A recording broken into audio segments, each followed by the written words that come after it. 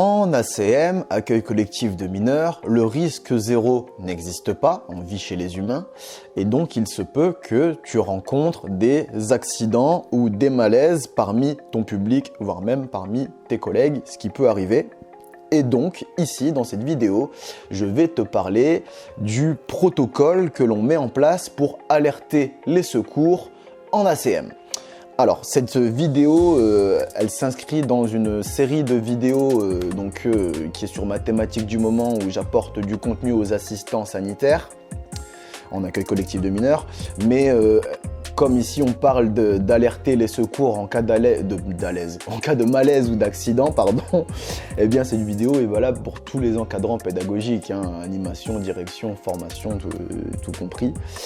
Donc voilà, aujourd'hui je m'adresse un petit peu à tout le monde.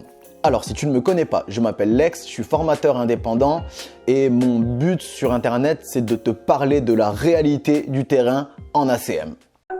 Tu cherches le savoir et la formation de maître Jedi de l'animation. Animaré, abonne-toi pas, c'est la solution.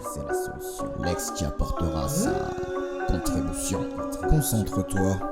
Je donne tellement d'infos que tu devrais prendre des notes. Je te parle d'activité, mais ce n'est qu'entre autres. Je parle aux animes, aux formateurs et aux dirlots. Du novice à l'ancien, j'en ai pour tous les niveaux. Adaptation tout terrain. Animaré amasse les fans. Je les forme, je les enterraine. Je cumule les padawans. Sumo, fuis-moi, mais surtout forme-toi. Alors, si tu es à la fois bon observateur et suiveur régulier des différents canaux et contenus d'Animaré, tu remarqueras que sur cette vidéo qui a vocation à peut-être sauver des vies au cas où, je ne mettrai pas en place de publicité ou de promotion pour les produits Animaré. C'est un peu de décence quand même. Okay.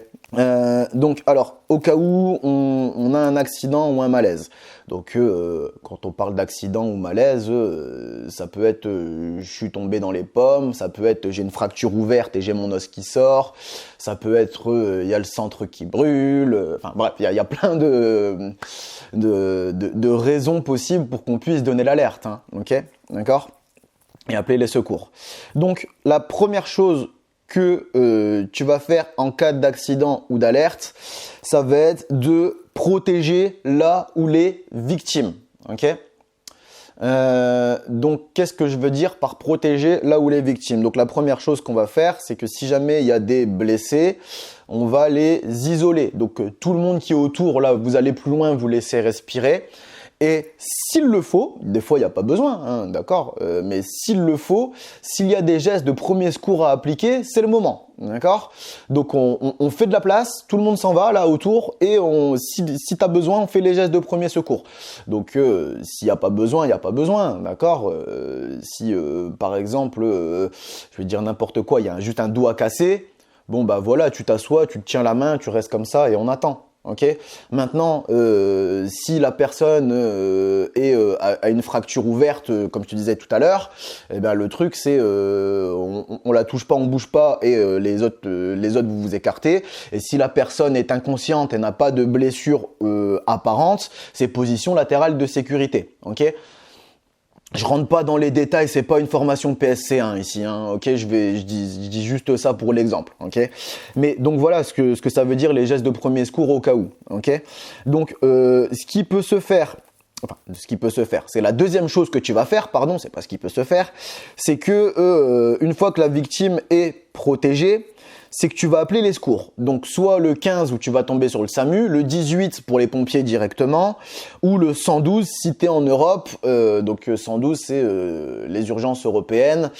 T'appelles le 112, tu dis français, et puis là on va te repasser sur le serveur en français et après tu feras le reste de la procédure que je vais te donner ici. Ok. Mais si possible, cet appel, le mieux de tout c'est de le passer en même temps qu'on va protéger là où les victimes, d'accord?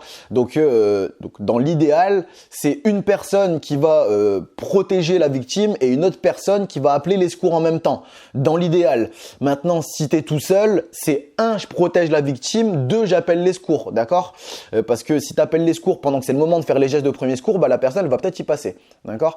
Donc voilà, après on peut faire, ça dépend de la situation. Si tu es en train de faire un massage cardiaque, ça risque d'être compliqué, mais des fois il est possible, donc par exemple si tu as fait une position latérale de sécurité, c'est tout de suite fait, ça va vite, et voire limite en même temps que tu es en train de mettre en position latérale de sécurité, si tu arrives à faire ça à une main, tu peux en même temps appeler les secours, d'accord? Mais ça dépend de la situation. 1, on protège, 2, on appelle les secours. Si possible, on fait les deux en même temps, ok? Et donc, une fois que tu appelles les secours, donc en général, ça décroche très vite et pour ça, tu n'as pas besoin d'avoir ni de forfait, ni de réseau. Enfin, si, il faut un réseau minimum, mais il y a toujours les réseaux d'appel d'urgence qui fonctionnent mieux que les réseaux des opérateurs téléphoniques traditionnels. Ok ? Donc, la première chose que tu vas faire quand tu vas appeler les secours, c'est décliner ton identité et donner rapidement la raison pour laquelle tu appelles. Donc, décliner ton identité, c'est bonjour, je suis animateur sur tel centre ou directeur ou assistant sanitaire sur tel centre et on a un incendie. J'ai un jeune qui a une fracture ouverte à la jambe. Enfin, j'ai une fracture ouverte. J'ai un jeune qui a fait un malaise qui est dans les pommes. Tu vois, c'est rapidement, très rapidement qui tu es, pourquoi t'appelles. Ok ?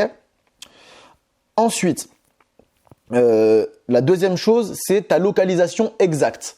Vous êtes où exactement, d'accord? Donc, si tu es dans le centre, c'est le centre, l'adresse, tout simplement, l'adresse du centre. Maintenant, il faut faire attention si tu n'es pas dans le centre. Vous êtes où exactement? Et d'où on a l'importance ici, d'où on a l'importance ici pour les animes d'être un peu réveillés quand même de temps en temps. Ok, les animes, la direction, tout le monde, hein, d'accord? Mais si t'es pas sur site, c'est on est où? Mon but, mon rôle d'anime, c'est pas de me laisser trimballer comme les jeunes et oh c'est génial, il y a des papillons, je sais pas où on va, mais c'est super, je me laisse guider. Non, un anime doit savoir où il est en permanence, d'accord? Je suis dans un parc, je suis dans un centre-ville, je suis dans un magasin, je suis dans une piscine, on est où exactement? Et si par exemple je suis dans un parc et que le parc il est grand, je suis vers quel côté du parc? Est-ce qu'on est vers l'entrée ville? Est-ce qu'on est vers la sortie centre commercial? Est-ce qu'on est sur l'entrée nord? Est-ce qu'on est en plein milieu? Tu vois ce que je veux dire? À un moment, quand tu pars en sortie, il faut bien être au courant d'où est-ce que tu vas et c'est pas pour rien, d'accord? C'est pour ce genre de situation. Quand tu appelles les secours, tu peux leur dire où t'es. Si tu appelles les secours et que tu leur dis je sais pas où je suis, comment tu veux qu'ils viennent? D'accord? Bon, bien sûr, maintenant ils peuvent activer les localisations GPS avec les téléphones, mais ça va quand même beaucoup plus vite et tu passes quand même beaucoup plus pour quelqu'un de sérieux si tu es au courant d'où tu es, ok? En sortie. Donc voilà, oublie pas de bien prendre ces renseignements-là. Ensuite, ce qu'on va te demander, ou si on te le demande pas, tu le dis directement, bon, en général, ils te le demandent et ils t'accompagnent pour ces différentes choses, c'est le nombre de victimes. Donc, il y a combien de blessés? Des fois, par exemple, tu peux avoir un incendie, il n'y a pas de blessés, d'accord? Vous avez réussi à sortir tout le monde. Comme tu peux avoir un incendie et avoir des brûlés, donc tu sais le nombre exact de blessés, et tu peux avoir le même incendie, tu as le même nombre exact de blessés, et il y en a, tu sais pas où ils sont. Ben ça, il faut le dire, d'accord? Donc, le nombre exact de victimes et leur état apparent. Quand on dit leur état apparent, c'est est-ce qu'elles sont conscientes et quelles sont les blessures que tu peux détecter toi à l'œil. Ok ? Ensuite, ce que tu dois dire, ce sont les mesures de sûreté et les premiers secours effectués. Donc, mesures de sécurité, par exemple, ça peut être on a évacué le bâtiment. Par exemple, ça peut être on a mis le triangle orange, on a mis les gilets jaunes et les triangles sur la route à la distance réglementaire, d'accord? Ou à l'entrée du virage suivant, par exemple. Ça peut être ce genre de choses. Et les premiers secours effectués, c'est si dans le cas où, tu sais, dans le tout premier point que je te disais, s'il faut faire des gestes de premier secours, c'est quels gestes de premiers secours ont été faits. Est-ce que on a fait un garrot? Est-ce qu'on a fait un massage cardiaque? Est-ce qu'on a fait une position latérale de sécurité? Bon, voilà. Et donc on donne les informations tout de suite. Ok? Ensuite, eh bien, il se peut qu'on te pose d'autres questions. Donc là, c'est la personne qui est au bout du téléphone qui va peut-être te demander des renseignements autres. Et là, je peux pas te dire lesquels, ça dépendra de la situation exacte. D'accord? Il se peut aussi que derrière, on te passe un médecin pour des informations complémentaires. Ok? Eh bien, toi, tu réponds aux différentes questions que les différentes personnes vont te poser. Ok? Et ensuite, derrière, eh bien, là, on est quand même sur la fin du coup de fil, mais tu ne raccroches que sur demande express des secours. D'accord? Tu ne raccroches pas de par toi-même. Ou alors tu demandes, est-ce que je peux raccrocher? Tant qu'on ne t'a pas dit oui ou tant qu'on ne t'a pas dit vous pouvez raccrocher, tu ne raccroches pas. Parce qu'ils ont besoin de peut-être d'autres renseignements, etc. Ou alors peut-être que toi, si tu n'as pas réussi à donner la localisation, le fait que tu restes en contact, ça permet à l'ordinateur de travailler et trouver l'endroit où tu es exactement. Ok? Donc, à savoir aussi que tes appels vers les secours sont normalement automatiquement enregistrés. Donc, ce qui veut dire que raison pour laquelle je fais cette vidéo, si jamais tu l'as pas fait, que tu sois le plus clair possible, et aussi pour dire on déconne pas, on fait pas des blagues avec ce genre de choses, hein, avec les appels au secours. Si jamais c'est des canulars qui sont mis en place, derrière il y a des amendes et des lourdes amendes qui peuvent être déclenchées, hein, d'accord? Donc voilà, c'est fait pour sauver des vies, donc on déconne pas avec ça, ok? Mais après derrière, ça s'arrête pas là. Une fois que tu as raccroché avec les secours, ce que tu vas faire, c'est que derrière, tu vas appeler ta direction ou ton organisateur de séjour. Donc, si tu es la direction, en général, tu appelles l'organisateur de séjour pour le prévenir. Et si tu n'es pas la direction, en général, tu appelles la direction. Okay? Mais c'est que à ce moment-là que tu l'appelles. D'accord? C'est pas tu vois un accident ou un malaise. Allô, directeur, qu'est-ce qu'on fait? Ben non, pendant c'est peut-être 30 secondes à 2 minutes, c'est peut-être le temps qu'il fallait pour sauver la personne avec les gestes de premier secours. D'accord? Donc, vraiment, des fois, tu peux avoir, voilà, c'est tes premières expériences, tu as la responsabilité. C'est la première fois qu'on te confie un groupe, tu es en sortie à l'extérieur et il se passe un accident et toi, tu paniques. Et toi, allô, directeur, qu'est-ce que je fais? Le geste, je le comprends, d'accord, parce que c'est sur le coup de la panique. Mais c'est pour ça aussi que je tourne cette vidéo, c'est pour te dire ta direction, c'est plus tard. Pour le moment, c'est pas elle qui va sauver la vie. En plus, tu sais jamais, la direction, ça peut être plein de coups de fil, galère à décrocher, difficulté à la joindre. Donc, secours d'abord. Une fois que tu as fini avec les secours, c'est à ce moment-là que tu appelles ta direction. Et à ta direction, tu lui expliques ce qui s'est passé. Donc, tu lui expliques l'accident ou le malaise, les circonstances rapides. Il y aura le temps plus tard de la discussion pour rentrer dans les détails. Mais là, en attendant, tu dis rapidement ce qui s'est passé. Tu préviens que tu as appelé les secours et tu donnes les informations que les secours t'ont données à ta direction. Donc l'information, ça peut être tout simplement, ça peut être tout bête, hein. Bah voilà, on est en route. Voilà. Les secours t'ont dit ça, tu transmets le message à ta direction. Ok? Et si jamais tu ne les as pas avec toi, ce qui est une erreur, tu devrais les avoir si tu es en sortie, mais a fortiori si tu es sur le centre, mais bon, l'erreur est humaine. Donc si jamais tu ne les as pas avec toi, c'est le moment de te faire... Tu vois, on passe coup de fil à la direction, ça peut aussi servir à ça. C'est le moment de te faire acheminer les fiches sanitaires de liaison avant l'arrivée des secours. Pourquoi? Parce que les secours, quand ils vont arriver, c'est ce qu'ils vont demander. Donc, raison pour laquelle tu es censé les avoir avec toi, au moins en sortie. Mais bon, si tu les as pas, c'est le moment. Là, tu vois, c'est le moment de les faire acheminer. Donc voilà un petit peu comment ça se passe. Et donc après donc du coup tu attends les secours et quand les secours arrivent, en général ils viennent pas, il n'y a pas qu'une seule personne qui vient, ils viennent au moins 3 et donc tu vas avoir une ou deux personnes qui vont s'occuper directement des victimes, de là où des victimes, et tu vas avoir une autre personne qui va venir prendre les renseignements de qu'est-ce qui s'est passé, est-ce que vous avez la fiche sanitaire de liaison, un petit peu tout le côté administratif, d'accord? Donc voilà, tu attends les secours, tu vois avec eux, et puis après, derrière, tu vois avec ton organisme qui accompagne le ou les jeunes à l'hôpital, et derrière, il y a tout l'administratif qui va avec de cette procédure, mais pour ça, je t'en parle donc dans d'autres vidéos sur cette chaîne, et dont je te présenterai la playlist un petit peu plus tard. Mais voilà, ça s'arrête pas là derrière. Ici, moi, c'est vraiment je te parle vraiment du comment est-ce qu'on donne l'alerte, ok ? Si cette vidéo comporte au moins un élément pertinent à tes yeux, c'est le moment de la récompenser avec un pouce vers le haut, ce qui augmentera son référencement et donc lui permettra d'aider plus de monde. Si tu tiens à me rétribuer pour le travail et les contenus gratuits que je mets à ta disposition sur Animare TV, abonne-toi à cette chaîne afin de m'encourager à produire et améliorer ces futurs contenus. N'oublie pas d'activer la cloche de notification pour ne plus rien manquer. Exprime ton avis dans les commentaires ou va découvrir les autres canaux d'Animare dont les liens sont dans la description.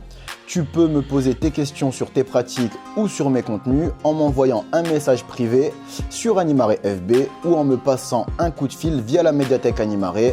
Les liens sont toujours dans la description.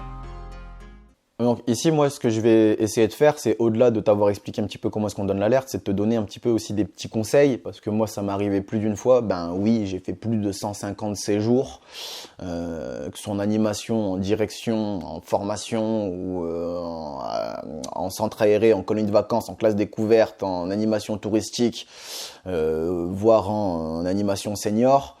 Oui, il m'est arrivé plus d'une fois de devoir appeler les secours. Donc je vais te donner 2-3 petits conseils que moi j'ai retenus dans ces situations-là. Le premier, c'est de garder ton calme. Même si c'est pas évident pour toi, si par exemple tu n'as jamais vu de fracture ouverte ou de membre arraché, ça peut être un peu choquant. Mais le truc, c'est que si tu es avec ton public et que si toi-même tu cèdes à la panique, il est logique que ton public, qui n'est pas blessé, ou même les personnes blessées, en fassent de même. Okay ? Et si toi, tu cèdes à la panique, si tu ne gardes pas la tête froide un minimum, tu ne seras peut-être pas en état de prodiguer les gestes de premier secours. Et d'être lucide pour appeler les secours aussi. D'accord ? Donc la première chose, c'est garder son calme. C'est garder son calme et de se montrer plus calme que le reste du monde qui a vu ce qui s'est passé. Okay ? Je sais, c'est pas forcément évident pour tout le monde, mais c'est important quand même, il faut que tu essayes au maximum. D'accord ? Même si tu as la voix qui tremble un peu, ok, on se calme, tous ceux qui sont pas blessés, vous n'avez rien à faire là, vous allez plus loin, ok ? Vous reculez, ok ? Même si ta voix est un peu tremblante et chancelante, tu es en train de gérer la situation. C'est toujours mieux que de faire un et te mettre à chialer. Ok, c'est toujours mieux. Ok, maintenant, si tu te mets à hurler, à chialer, c'est pas moi qui vais te le reprocher. Ok, c'est pas évident. Des fois, on peut être choqué. Mais après, ce qu'il faut aussi te dire, c'est que le fait de garder ton calme, tu vas peut-être pouvoir sauver des vies aussi. Ok, garde ton calme. Deuxième chose, évite le spectacle. Donc, c'est-à-dire que même si tu as éloigné les non blessés ou les non-victimes de là où des personnes qui le sont, c'est pas forcément la meilleure des idées, même s'ils sont à 10, 15 ou 50 mètres, que tout le monde reste là comme ça et observer ce qui se passe. Oh mon Dieu, qu'est-ce qui va se passer? Oh maman, allô. Tu vois, c'est pas forcément la meilleure des idées que tout le monde voit ce qui se passe, surtout si, imaginons que tu dois faire des gestes de premier secours, qu'il y a un pronostic vital engagé et qu'il y a un décès entre tes mains là, d'accord ? Ça peut arriver. Je vais dire n'importe quoi, tu as un jeune qui s'est fait faucher par une voiture sur un trottoir, c'est de la faute en tout cas pas de l'accueil collectif de mineurs et de ses représentants. Et voilà, tu as le blessé qui est en train d'agoniser.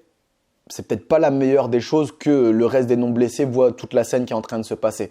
Si tu es tout seul à gérer, ça peut être compliqué d'être en même temps en train de faire les gestes de premier secours et de devoir leur dire allez plus loin, cassez-vous et ben en fait non, je suis votre responsable, il n'y a personne d'autre, donc allez pas si loin que ça, faut toujours que je vous vois. Ça peut ne pas être évident, mais dès que tu en as la possibilité, tu évites le spectacle et les non blessés n'ont pas à voir tout ça en fait. Et encore moins sortir leur téléphone et se mettre à filmer, d'accord? Enfin, je dis ça parce que je l'ai vu. Hein. Ok. Et oui, le dernier conseil que je vais te donner, c'est de laisser l'organisateur de séjour prévenir les familles. Vraiment. Même si, voilà, il y a des organisateurs qui vont dire tout ce qui concerne la santé, le centre n'appelle pas les familles, vous passez par nous. Très bien. Et il y a des centres qui vont dire l'inverse, non, bah oui, les problèmes de santé, vous pouvez concerter les familles, c'est les premiers concernés, nanana. Bref, ça regarde les centres et leur politique. Maintenant, en cas d'accident et de malaise, moi je te déconseille très très très fortement d'appeler toi directement les familles. Pourquoi? Parce que toi, t'es à chaud dans la situation.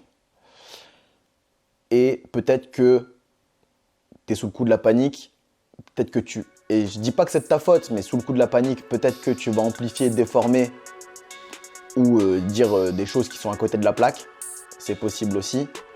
Et sous le coup de la panique, tu risques de stresser aussi et d'avoir rien de rassurant dans ta communication pour les familles. Il vaut mieux laisser quelqu'un qui est un petit peu distant avec ça, qui n'a pas vécu la situation directement ou qui est professionnel du métier et qui a l'habitude de faire ce genre de choses. Toi, tu risques si tu as vécu l'accident ou le malaise, tu risques de rajouter un stress dont n'ont pas besoin en plus les familles alors qu'elles vont déjà stresser. D'accord? Donc, il vaut mieux laisser soit ta direction, soit l'organisateur de séjour prévenir les familles si toi, tu n'es ni en direction ni organisateur de séjour. D'accord? Donc en gros, si tu es à Nîmes. Mais voilà, et même si tu es en direction, moi je te déconseille de toi appeler directement les familles. Vous êtes trop proche du cœur atomique du problème. Vous n'avez ni le calme, ni le recul, en règle générale. Mais pour être objectif et rassurant pour les familles. Donc voilà, c'est vraiment le conseil que je tiens à te donner, le dernier conseil. Bien, écoute, moi je vais conclure donc cette vidéo là-dessus. J'espère qu'elle te sera utile si jamais tu n'as jamais prévenu les secours en accueil collectif de mineurs. Et juste pour te dire ce que je te disais un petit peu tout à l'heure, c'est que cette vidéo s'inscrit dans une playlist qui est à destination des assistants sanitaires et dont tu peux retrouver la playlist complète ici. Donc n'hésite pas à aller la voir si tu en as besoin. Donc voilà, moi j'ai terminé cette vidéo et je vais la conclure en te disant de respecter le protocole pour alerter les secours en accueil collectif de mineurs. Pourquoi? Tout simplement parce que derrière il y a ton public qui compte sur toi et moi aussi. Marais, La force est de notre côté. passe-moi un coup de fil si tu veux mon avis sur tes pratiques. C'est en lien dans la description, comme pour ma boutique. Passe-moi un coup de fil si tu veux mon avis sur tes pratiques. C'est en lien dans la description, comme pour ma boutique. Animer c'est donner vie, oui, mais c'est pas suffisant. Éduquer et émanciper doivent être aussi dedans. Animer c'est donner vie, oui, mais c'est pas suffisant. Éduquer et émanciper doivent être aussi dedans. Animer.